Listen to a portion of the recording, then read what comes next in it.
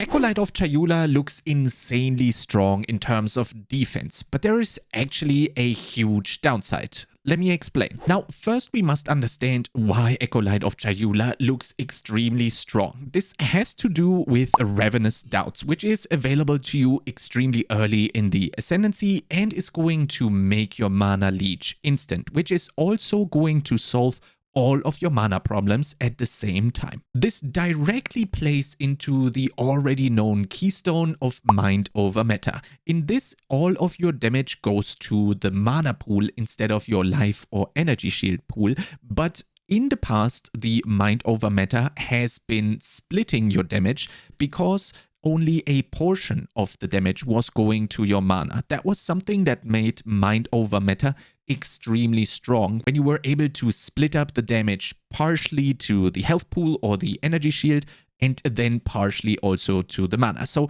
I think that is actually going to make it a little bit worse in terms of the defensive capabilities, but is still going to be a very valuable choice, especially for this build that we are currently highlighting. So to sum this up, you are increasing your mana pool drastically, stacking it very, very high so that your Mind over Matter has a lot of space to work with, basically, while you are always leeching onto the mana pool, making you extremely tanky. But we can actually go even further with the build, especially on the Acolyte of Chayula. Namely, there is the Embrace the Darkness Ascendancy node. This is going to remove all of your spirit and is going to replace it with darkness. This combined with the Grasp of the Void is going to give you 1% extra chaos damage per 20 unreserved darkness. So at level 80, that would be 25% extra chaos damage on top of your normal damage. But there's actually two huge downsides.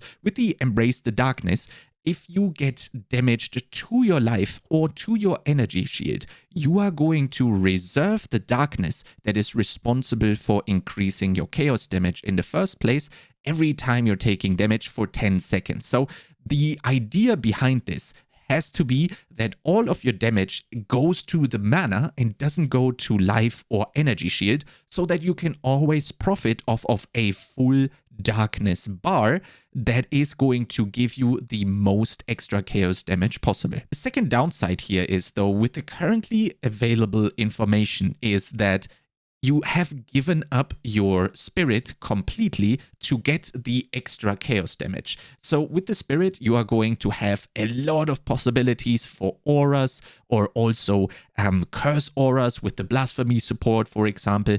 Or, for example, with the Arctic armor, you are going to have an amazing defensive capability, but you are giving all of this up, again, with the currently available information, or damage by going with the Embrace the Darkness, replacing your complete spirit with the darkness modifier. So this is something that you have to keep in mind, because you obviously don't want to reserve your darkness at all, because you are going to decrease your damage tremendously if you are taking damage to your life or energy shield.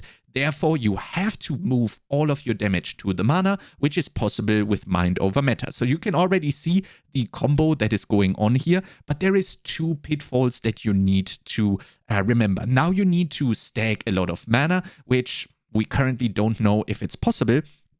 And on top of that, you also cannot use spirit. Again, with all of the available information here, there might be some Ascendancy node where you can now also reserve darkness for another aura, for example, which is then going to make it very much stronger, in my opinion. But then you still have the problem that you cannot take damage to life or energy shield, and you have to stack tons of mana. Currently, it's not really known how well you can do this.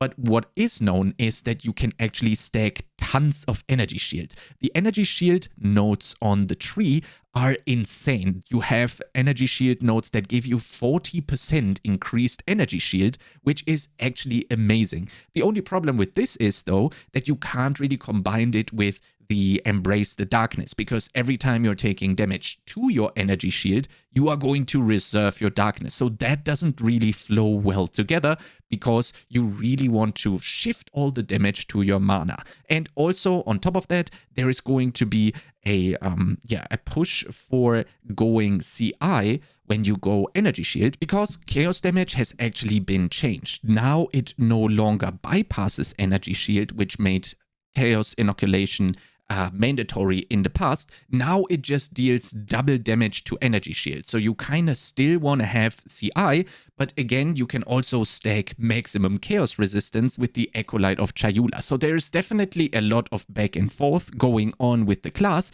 and I only really see you using Embrace the Darkness if you also use Mind Over Matter, which basically makes it so that you cannot really build any other sort of defensive life pool, so to say. You can't really rely on your health, you can't really rely on energy shield, because you're going to reserve your darkness. I think this is something that needs to be highlighted, and in my opinion, it is also not so easy to go for such a complex defensive layer at the start when we don't really know that much about the class or the game yet. I think going into the game with a very normal and very easy defensive and also offensive layer is going to actually come out ahead, because we still have to learn the game first before we can start embracing the darkness with the Acolyte of Chayula and basically make this maybe your second or third build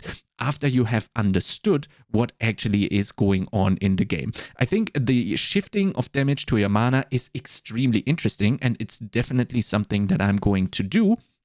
But I think doing this at the start might actually be a pitfall, because it's not as transparent and, for example, just stacking a lot of energy shield or just stacking a lot of life. I think if you go and do this right at the get-go, it might become a problem and actually slow you down instead of actually giving you the little advantage that it sounds to be able to give you. There is much more Path of Exile 2 content coming up in the next days. I'm currently live on Twitch looking at all of the new info that is dropping every hour, basically. If you want to learn the game together and also theorize our starters and think about maybe making Acolyte of Chayula actually work as a starter, then I suggest you check out the Twitch. That is going to be linked down in the description below. And if you don't want to miss out on build guides and videos similar to this to get you hyped up and also ready with information, then I suggest you subscribe to the YouTube channel,